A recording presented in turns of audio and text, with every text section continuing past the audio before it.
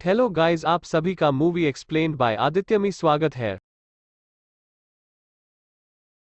Hello दोस्तों, आज मैं आपको एक ऐसी मूवी एक्सप्लेन करने वाला हूं जिसमें एक बहन अपने भाई के साथ ही जबरदस्ती गपागप कर देती है। मूवी में और भी बहुत सारे ट्विस्ट आने वाले हैं, तो वीडियो को एंड तक देखना बिल्कुल भी ना भूलें। और अगर आपने चैनल सब्सक्राइब नहीं किया तो चैनल को सब्सक्राइब भी कर लें।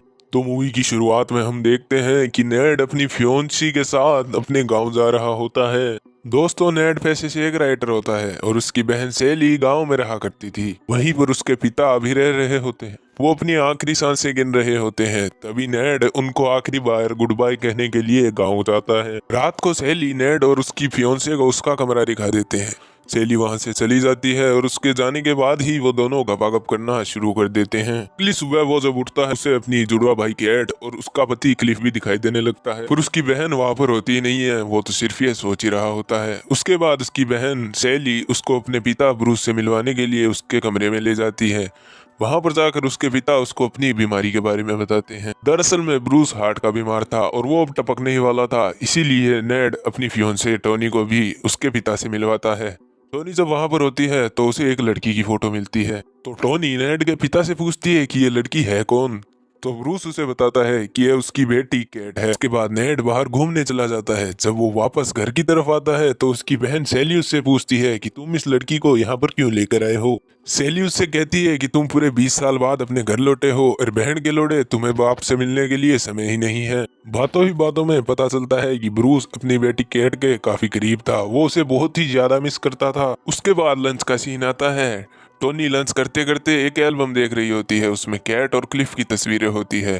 वो कैट और क्लिफ की तस्वीरें देखकर ब्रूस से पूछती है कि क्या वो दोनों भी अब आने वाले हैं। तो उस पर ब्रूस जवाब देता है कि वो दोनों ही अब इस दुनिया में नहीं रहे। लंच पूरा करने के बाद नेड टोनी को लेकर एक वेयर हाउस में चला जाता है। वहां पर जाने के बाद टोनी उससे पूछती है कि उन दोनों की मौत कैसे हुई।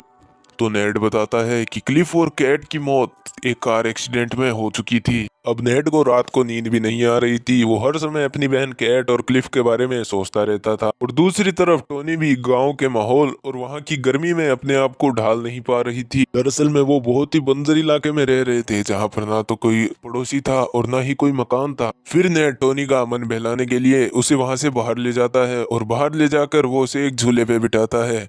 उसे देखकर उसे अपनी बहन केट की याद आ जाती है। यादों में खो जाता है और उसे पता भी नहीं चलता कि टोनी झूले से नीचे गिर चुकी होती है। फिर हम रात का सीन देखते हैं, जहां पर नेड टोनी को मनाने के लिए उसके कमरे में जाता है। वो उसे मना लेता है और वहीं पर उसके साथ गपागप करना शुरू कर देता है।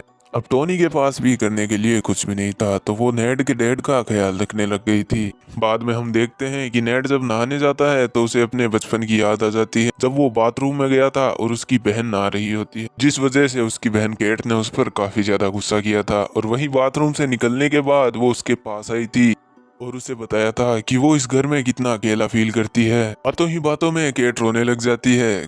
नेड उसे समझाने की कोशिश करता है, तभी वो गौर करती है कि उसे अपने ऊपर नेड का स्पर्म मिलता है, जिसे देखकर वो बहुत ज्यादा ही गुस्सा हो जाती है और वहां से चली जाती है। बढ़ती उम्र के साथ साथ उनके हार्मोन चेंज हो रहे थे, जिसके कारण उनके साथ ऐसा हो रहा था। क्योंकि वो बंजर इलाके में रहते थे, तो ना तो उनका कोई दोस्त था और ना ही कोई पड़ोसी था। अब रात को नेड डिनर बनाकर टोनी के पास जाता है। वो टोनी के पास जाता है तो देखता है कि टोनी ने उसकी डायरी पढ़ ली है और उसे नेड और केट के बारे में सारी बातों का पता चल चुका है। नेड टोनी को समझा रहा होता है, लेकिन वो उसकी एक भी नहीं सुनती और वहां से सीधा सीधा जाने लगती है। वो जब अपनी गाड़ी लेकर वहां से जा रही होती है तो नेड भी उसके पीछे पीछे अपनी गाड़ी लेकर जाता है, पर वो टोनी को रोक नहीं पाता। इस बात को लेकर नेड बहुत ज्यादा नाराज हो जाता है। वो अपनी स्टीयरिंग से अपना सिर जोर जोर से पटकने लगता है। इसकी वजह से उसके सर से खून भी आने लगता है। अब अगली सुबह उसको फिर से केट की याद आ जाती है कि जब उसने बहुत ज्यादा शराब पी ली थी और वो गिर गया था, जिसकी वजह से उसके सर से खून निकलने लग गया था। खून को साफ करने के लिए वो एक तालाब में गया था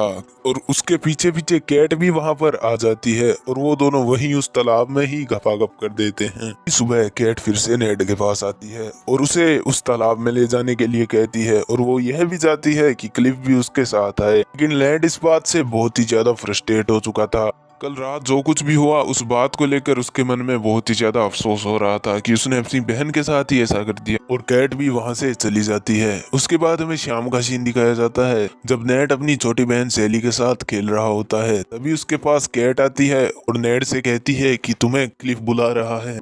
नेड को डर था कि कल रात जो भी उसके और कैट के बीच में हुआ उसके बारे में गुस्से में आकर उसने क्लिफ को तो नहीं बता दिया। वो घबरा गया था और यही सोचते सोचते वो क्लिफ के पास पहुंचता है। वहां पर जाते ही क्लिफ और नेड के बीच घमासान युद्ध शुरू हो जाता है। वो दोनों बहुत ही बुरी तरह लड़ने लगते हैं। तभी कैट उनको रोकने के लिए अपने डैड ब्रूस को वहां पर बुला लेती है। ब्रूस जैसे तैसे करके उनका लड़ना बंद करवाता है। तभी कैट कहती है कि इस झगड़े की वजह नेड ही है, इसी ने पहले झगड़ा शुरू किया था। तो ब्रूस सजा के तौर पर यह कह देता है कि नेड तुम कैट को लेकर क्रिसमस पार्टी में जाओगे। नेड न चाहते हुए भी कैट को अपने साथ क्रिसमस पार्टी में ले जाता है। वहीं कैट पार्टी में नेड के करीब आने की कोशिशें कर रही होती है, पर नेड को यह बिल्कुल भी अच्छा नहीं लगता। वहीं वो अपनी दूसरी फ्रेंड के पास आता है और उसे किस करना शुरू कर देता है। कैट को बहुत ज्यादा बुरा लगता है, जिस कारण वो क्लिफ को लेकर वहां से अपने घर चली जाती है। दूसरी तरफ नेड भी अपनी दोस्त के साथ गपागप करके अपने घर जा रहा होता है। वो घर जा ही रहा होता है कि तभी उसकी नजर क्लिफ की गाड़ी पे पड़ती है।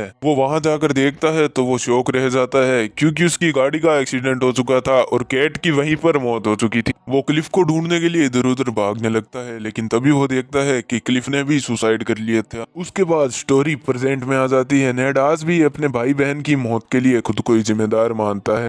तभी सैली वहां पर आ जाती है। वो नेड की इस हालत को देखकर उसे लगता है कि कहीं नेड ब्रूस को कैट के साथ इंटीमेट होने वाली बात ना बता दे, क्योंकि डैड उससे बहुत ही ज्यादा नाराज हो जाएंगे। सैली नेड को बताती है कि तुम और कैट जब उस रात तालाब में गपागप कर रहे थे तो मैंने तुम दोनों को वहां पर देख लिया था, और मुझे ऐसा भी लगता है कि कैट और क्लिफ के बीच कुछ बात तो जरूर हुई थी, क्योंकि पार्टी से उनका घर पास में ही था। सैली यह भी कहती है कि मुझे लगता है कि वो दोनों पार्टी से घर आते समय रास्ते में ही मेकआउट करना शुरू कर देते हैं, जिससे उनका एक्सीडेंट हो गया होगा, जिस बात से परेशान होकर क्लिफ ने सुसाइड कर ली होगी। नेड इस बात को सुनकर कहता है कि मुझे नहीं लगता कि ऐसा कुछ भी हुआ होगा। उसी रात नेड अपने बाप के पास आता है। वो अपने पापा से माफी मांगने लगता है। वो उनसे कहता है कि उस रात आपने मुझे कैट का ध्यान रखने के लिए कहा था, पर मैं उसका ध्यान नहीं रख पाया, जिसके कारण उसकी मौत हो गई। मैंने उस रात आपकी बात मान ली होती तो कैट और क्लिफ आज जिंदा होते और वो हमारे साथ होते। अगली सुबह जब नेड की नींद खुलती है तो वो देखता है कि ब्रूस की मौत हो चुकी है। अपने डैड के फ्यूनरल में वो उस डायरी को भी जला देता है और अपने शहर वापस लौट जाता है। और इसी के साथ ये मूवी यहीं पे एंड हो जाती है। दोस्तों, अगर वीडियो अच्छा लगा हो तो चैनल को सब्सक्राइब करना बिल्कुल भी ना भूलें।